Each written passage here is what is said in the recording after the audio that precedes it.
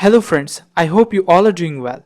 In today's video, I am going to show you how you can remove one or two specific Gmail accounts from your phone if you have multiple Gmail accounts logged in.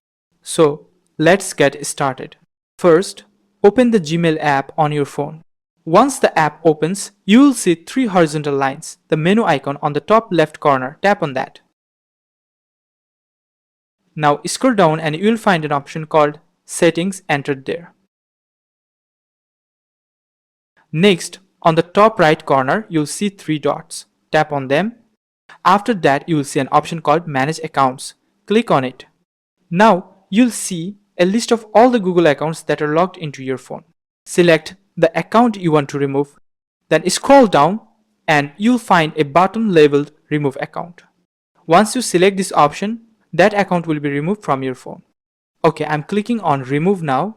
So friends, this is how easily you can remove any Gmail account from your phone. If you liked the video, please give it a thumbs up, comment below and let me know how you liked it. And if you're new to the channel, make sure to subscribe and press the bell icon so you don't miss any of my upcoming videos.